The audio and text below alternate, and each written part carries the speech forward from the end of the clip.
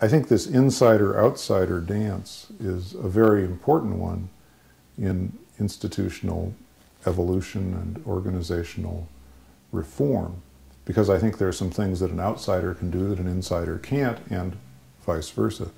So it's a matter of vocational decision as to where it is one stands.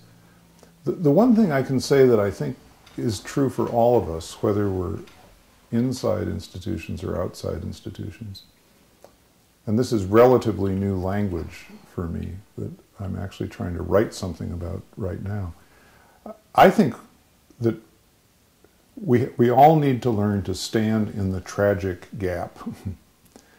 And what I mean by that is, if you're awake and aware in life, sort of morally, spiritually, and in terms of what's going on in the world, you're constantly aware of this gap between the way things are and what we're capable of on the other hand.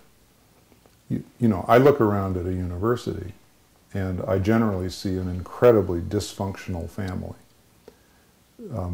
And yet I know thousands of people who went into academic life out of the best intentions and motives, out of a kind of idealism, out of a kind of purity of heart. So I see the reality, which is often sad, banal, people in foxholes, picking fights that don't need to be picked, hiding out from each other. And yet I know, on the other hand, the potentials that community of people have. So that's what I mean by the tragic gap, the gap between the way things are and the way they could be. Standing in the tragic gap, to me, means learning to hold that tension, whether you're inside the institution or out, hoping that it will, knowing, I think, that it will pull you open to larger possibilities in life. I don't know exactly what those will be for any given person, but I do know that holding the tension will pull you open, it will make you a larger person. It will give you a larger heart, it will give you a larger mind, it will give you a larger spirit.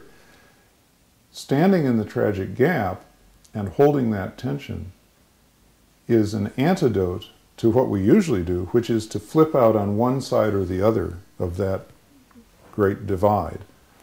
So we flip out on the one side into the way things are, and we call that cynicism. And there's a whole lot of people who flipped that way, who finally decided, I don't want to hold this tension anymore. I'm just going to say, this is what we got. It sucks, but screw it, you know. I'll just get my piece and the devil take the hindmost. That's cynicism. And there's a fair number of people out there who've collapsed into that side of the Great Divide. And then on the other side of the Great Divide are the people who've collapsed into what I would call irrelevant idealism. If the whole world would only get together next Friday at noon and say Om or pray, we'd have world peace. So there's a degenerative form of either side of this Great Divide.